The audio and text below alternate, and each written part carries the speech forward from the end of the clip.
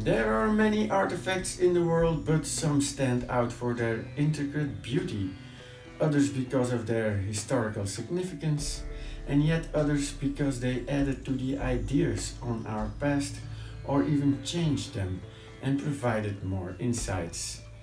But then there are those who are shrouded in mystery or surrounded with unbelievable stories.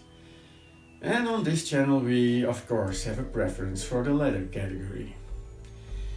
I'm your host Raphael, and thanks for watching. This is the series where I tell you a story, its subsequent theories and explanations, and then I let you make up your mind.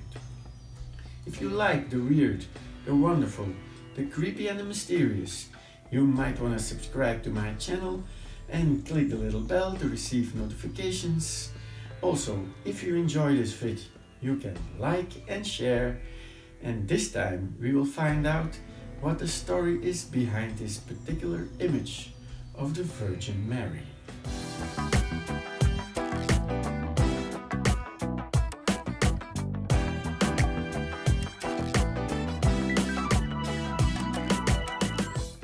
The Virgin of Guadalupe is simply put Mexico's version of the Shroud of Turin.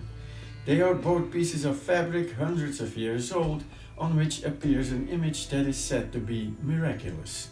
Considered sacred objects, the Virgin of Guadalupe is a much more powerful icon to the majority of the Mexicans. The image is reproduced in massive amounts. It is known in Mexico under various names: the Most Holy Virgin Mary, Our Lady of Guadalupe, Queen of Mexico, and Empress of the Americas. I wish I was this popular on YouTube. Legend says that in 1531 the Spanish occupied Mexico for about 10 years when an indigenous peasant, Juan Diego, was walking in what's now Mexico City and saw the glowing figure of a teenage girl on the hill Tepeyac. She supposedly identified herself as the Virgin Mary and asked him to build her a church on that very spot. Diego told this to the Archbishop of Mexico, Juan de Zumárraga, who was skeptical and told Diego to return and ask proof of her identity. Asking proof from an apparition might be the last mistake you make. However, Diego did return, and she told him to pick up some flowers at the top of the hill. It was winter, so no flowers should have been in bloom, but Juan Diego found an abundance of flowers of a type he'd never seen before. The Virgin Mary bundled the flowers into Diego's cloak, which was woven from common cactus fiber. When Juan Diego presented the flowers to the Archbishop, they fell out, but more significantly, the tilma or cloak was found to be imprinted with a colorful image of the Virgin herself. A miracle! This actual tilma's image is the Virgin of Guadalupe, and it remains perhaps the most sacred object in all of Mexico. So nobody actually made this image? The story is best known from the manuscript written in Nahuatl, the Aztecs' native language, by the scholar Antonio Valeriano, and by the European watermark on the paper. It must have been written sometime after 1556. Zumárraga and Juan Diego were both dead by the time Valeriano wrote it, so where did he get his information? On top of that, the name Juan Diego itself translates as John Doe, a generic everyman whose identity is unimportant.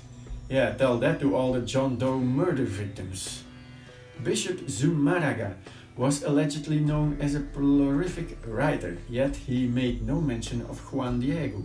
Not everybody agrees, however, and author Eduardo Chavez Sanchez gives various quotations from letters by Zumárraga that he believes confirms the existence of Juan Diego.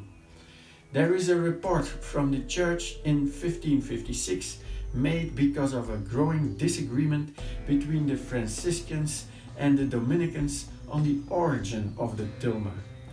Two of the Franciscans submitted sworn statements in which one described the image as a painting that the Indian painter Marcus had done, while another said it was painted yesteryear by an Indian. The 1556 report is the most extensive documentation concerning the Virgin Tilma of its century, and it makes no mention whatsoever of the Juan Diego legend, and it seems inconceivable that it could have been omitted from this report. This strongly supports the suggestion that the Juan Diego legend had not yet been conceived and was written much later. This story is getting more boring by the minute. I think the skeptics are taking over. So if it was painted rather than miraculously appeared, is there a candidate for its creation? A Franciscan monk from Belgium, who learned the Aztec language and created the first European-style school in Mexico, San Jose de los Naturales, had a promising art student, a young Aztec man with a Christian name Marcus Sipek de Aquino in 1555. Marcus painted a portrait of the Virgin Mary with dark skin, with its head slightly bowed and hands together in a prayer on a common cactus fiber canvas. The story goes that Archbishop of Mexico Alonso de Montúfar, successor to the deceased Samuraga, commissioned a portrait as a sort of teaching aid to help convert the Aztecs. Oh crap, no miracle then. In 1995, while there was still debate over whether Juan Diego should be canonized, which he ultimately was in 2002, a Spanish Jesuit named Javier Escalada produced a deerskin which pictorially depicted the Juan Diego legend that has become known as the Codex Escalada. The Codex also mentions several historical people and even bore the signature of a Franciscan historian, Bernardino de Sahagún, dated 1548. However, few historians have supported its authenticity. Well, the Mexican John Doe still got canonized. How many historians can say that? According to various sources on YouTube, including Matthew Santoro, the miracle of the image of Our Lady of Guadalupe goes on until today. Apparently, the image looks unblemished as if new and even survived a devastating fire that destroyed the entire church in which it was displayed. But let us concentrate on the origin of the image first. Was that miraculous? Or is it just a painting? You decide. There is a lot more to say about this topic than I did in this small vid, so if I forgot something or you have something to add, don't hesitate to do so. If you wish to do your own research, the links in the description below might be a good start. Your thoughts and opinions are much appreciated, so drop a line in the box below. Just be respectful in the comments, as there are real people with real feelings on the other side. And I hope to see you next time. Bye!